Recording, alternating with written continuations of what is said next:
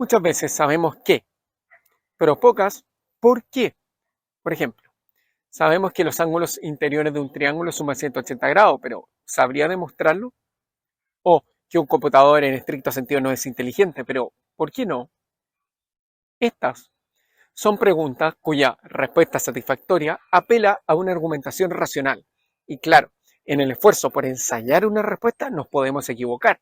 De hecho, lo racional no siempre es verdadero. Las ideas razonadas frecuentemente son falsas. Y el razonamiento, incluso uno bueno y admirable, no es invariablemente claro y sólido. En ese sentido, pocas de las opiniones de los pensadores que antecedieron a Sócrates, los presocráticos, son verdaderas, y menos aún tienen un buen fundamento. Pero, a pesar de todo, son, en un sentido vago, pero significativo, racionales. Se caracterizan por estar apoyadas en el argumento, reforzadas por la razón y basadas en pruebas. En el siglo VI a.C., un grupo de pensadores inició una investigación seria y crítica acerca de la naturaleza del mundo en el que vivían. Una investigación que se ha dilatado hasta el día de hoy. Se preguntaron acerca de los ingredientes del mundo, de su composición y de su modo de operar. Investigaron si está hecho de una o muchas cosas. Se plantearon cuál era su forma y localización y especularon incluso acerca de sus orígenes. Intentaron entender el proceso de cambio por el que unas cosas aparecen y unas se transforman en otras.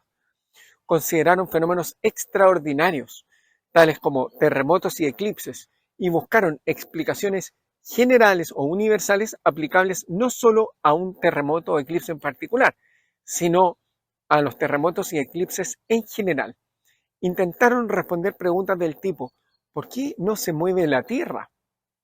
¿O qué es lo que mantiene el Sol, la Luna y las estrellas y los otros cuerpos celestes en el cielo, así pegados y moviéndose en sus respectivas órbitas a nuestro alrededor? Hoy en día, sabemos que algunas de estas suposiciones naturalmente son falsas.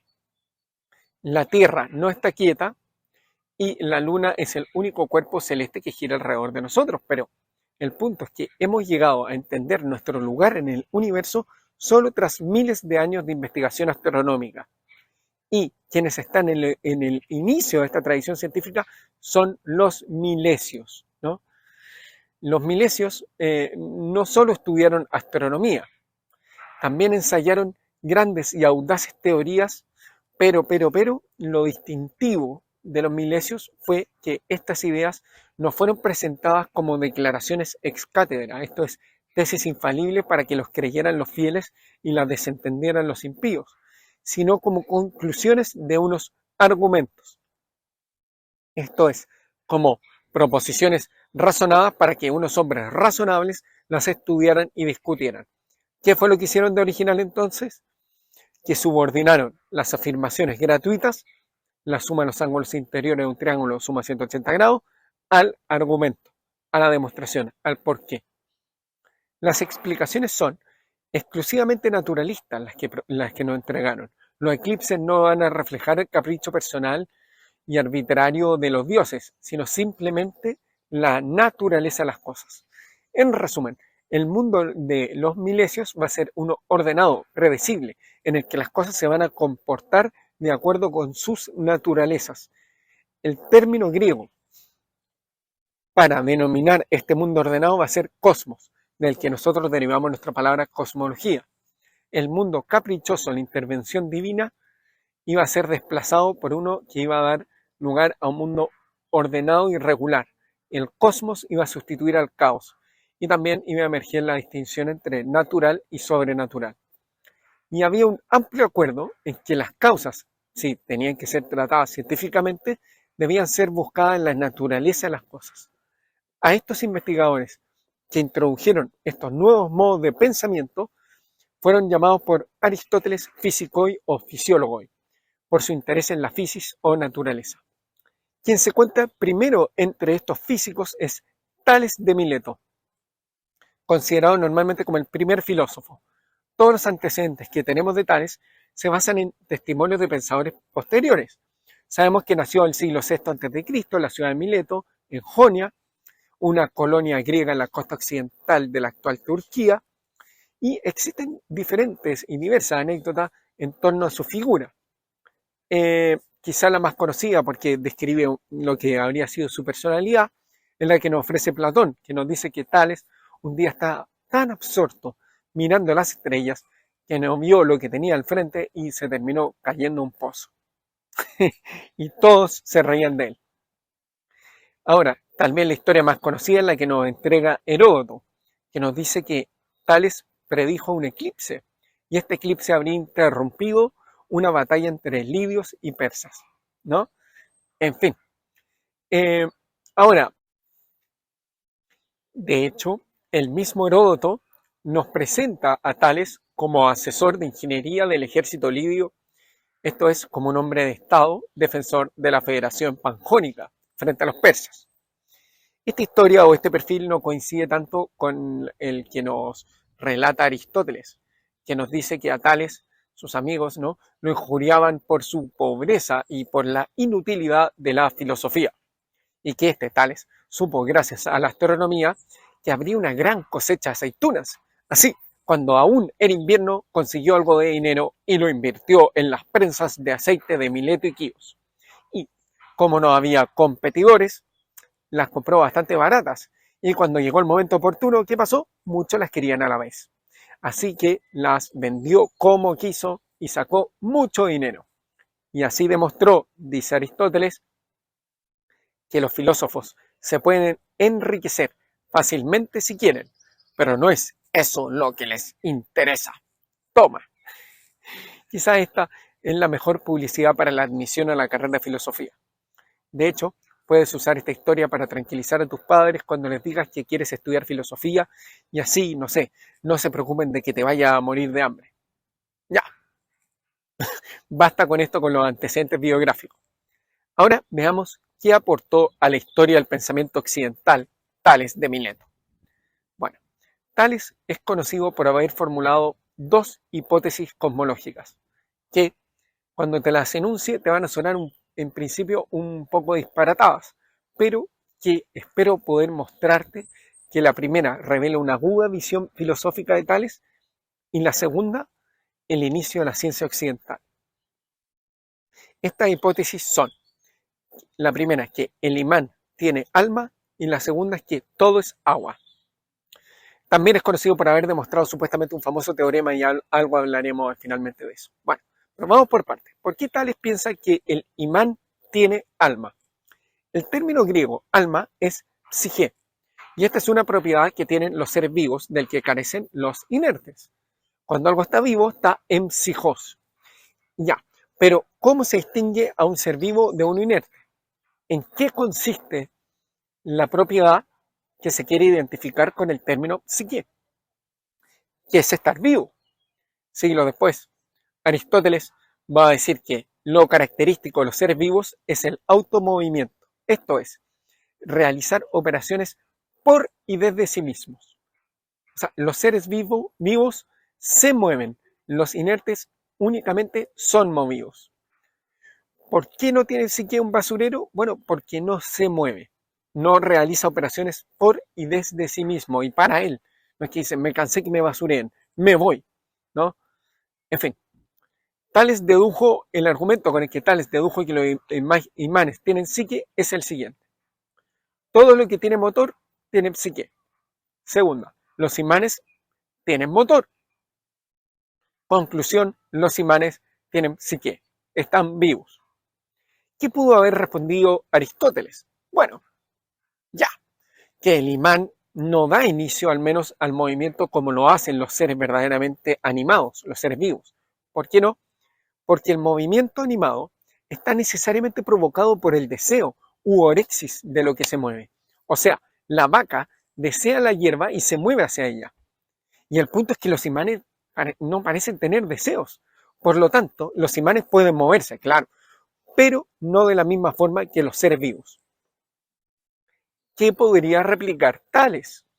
Bueno, puede que los imanes no tengan una percepción tan sofisticada como la vaca, pero sí pueden tener deseos primitivos, y esto se aprecia en su posibilidad de discernimiento.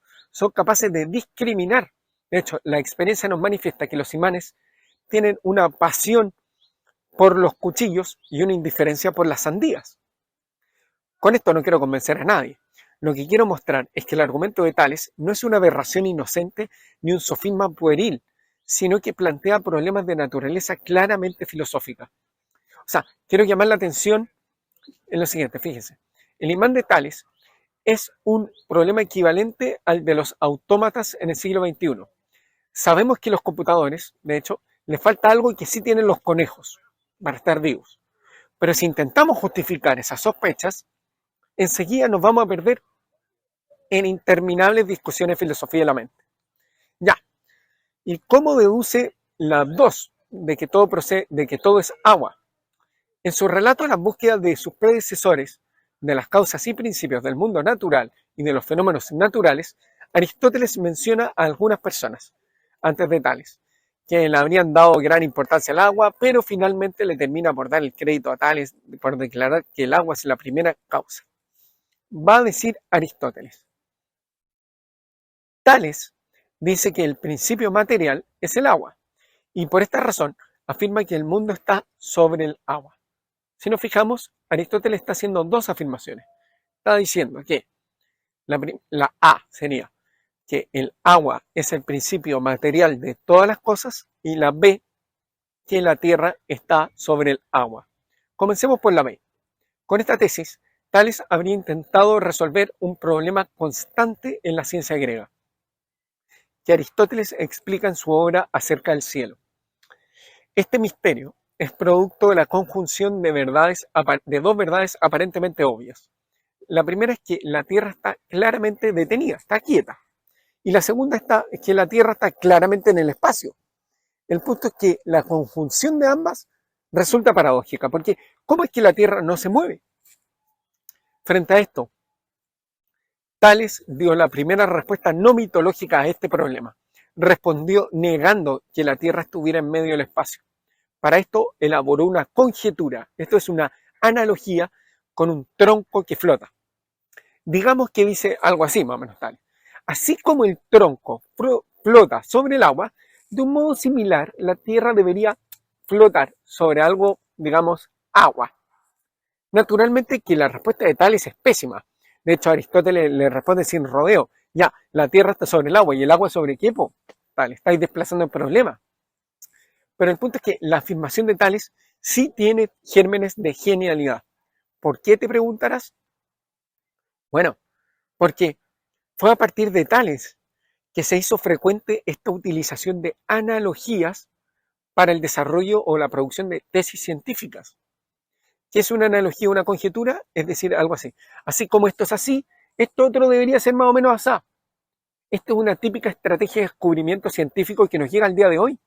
Por ejemplo, fue a partir de un sueño con una serpiente que se mordía la cola que Auguste Kekulé se imaginó la estructura del anillo de benceno. O sea, esta importancia de la analogía o conjeturas en la actividad científica ha sido destacada, de hecho, en el último siglo por el filósofo austríaco Karl Popper. Ya, pero ahora estudiemos la A. Al respecto, muchos pensadores del último tiempo están de acuerdo en señalar que no es posible que Tales haya formulado la A como aquí la presenta Aristóteles. ¿Por qué no? Bueno, porque recurre a una terminología a una época posterior, cuando habla de Arge, en fin. No obstante, la A puede incita a atribuir a Tales tal vez una expresión similar a la siguiente, digamos A', de que todo procede del agua. Ya. Y en ese sentido es fácil imaginar que Aristóteles haya interpretado la A desde A'. Y a partir de ella nosotros incluso podríamos derivar una más general y que a mi modo de ver tal vez refleje más fielmente la idea que tiene en mente Tales. A', de que hay una única materia de la que todo procede. Lo que quiero señalar es que Tales postuló un monismo materialista. Todo proviene de una cosa. Es una tesis fuerte esta. Se trata de una hipótesis que es la más simple para explicar la constitución del mundo, ¿no? La unidad es más simple que la pluralidad. Digamos así, este ánimo de optar por lo más simple es graficado siglos después por la navaja de Occam, que los científicos siempre van a buscar la respuesta más económica y la más simple en sus explicaciones. Y eso muestra que Tales era un científico en embrión. Esta era una tesis simple y a causa de su simplicidad la adoptó como hipótesis. Además, esta unidad en un constituyente único que fluctúa y de él se forman el resto de las entidades, tiene una interesante semejanza con la teoría de cuerdas en física de partículas contemporánea, que nos viene a decir que las partículas subatómicas, aparentemente puntuales, son en realidad estados vibracionales de un objeto extendido más básico llamado cuerda o filamento. Agua. ¿Se ve? Ahora, ¿por qué eligió el agua Tales de Mileto? Aristóteles y Teofrasto nos proporcionan una serie de argumentos que vienen a decir que el agua es esencial en varios sentidos para la existencia de los seres vivos. Entonces, estos argumentos se expusieron, de hecho, en la obra de Hipón de Regio y los seguidores de Aristóteles lo atribuyeron a Tales. ¿Por qué el agua? Bueno, Tales habría elegido el agua debido a su papel fundamental en el desarrollo, nutrición y crecimiento. ¿Por qué? Porque el agua está en el origen de la naturaleza de las cosas húmedas, y de lo húmedo viene lo vivo. Si no me cree, deja ese bolso de gimnasia con la ropa sucia un tiempo y va a salir viva ahí. Bueno, y además encima del agua no se genera ninguna otra sustancia, pensaban. Entonces es un componente básico del mundo. Y puesto que, según A', hay solo un componente, de ahí se sigue la tesis A', se presenta como la conclusión. Y por último, se le atribuye a Tales el descubrimiento de un famoso teorema, que siglos después Euclides va a recoger en su libro Los Elementos. Naturalmente, a este teorema se le llama como el teorema de Tales. ¿Y qué dice este teorema? Bueno, que los triángulos AB y C, mayúscula y minúscula, son iguales si el segmento AB mayúscula es igual al minúscula, y el ángulo A es igual al ángulo A minúscula, el ángulo B mayúscula es igual al B minúscula. Si quieres saber más de este teorema, te sugiero ver el video del teorema de Tales de Les Luthiers. Una joya. Bueno, sobre el origen y atribución de este teorema a Tales, Proclo nos cuenta que Eudemo, en su historia de la geometría, atribuye a Tales este teorema, pues dice que es necesario aplicarlo al método mediante el cual, según cuentan, Tales habría probado la distancia de las naves en alta mar. Ahora, Eudemo evidentemente no pudo encontrar ninguna afirmación y mucho menos una prueba de lo que recoge Euclides en Los Elementos, en ninguna de las obras de Tales. De hecho, porque probablemente no escribió ninguna obra Tales. ¿Y cuál fue la razón para atribuírselo a Tales? Bueno, probablemente encontrara que se atribuía a Tales un método para calcular desde la Tierra la distancia de un barco. Y Eudemo habrá pensado que este método necesitaba la aplicación de este teorema y supuso entonces que Tales no solo lo había aplicado, sino que también lo había descubierto y más que lo había demostrado. Toma, no sé si te convence el asunto, pero en cualquier caso, una máquina Tales de Mileto, ¿no? Bueno, con eso concluimos. Muchas gracias.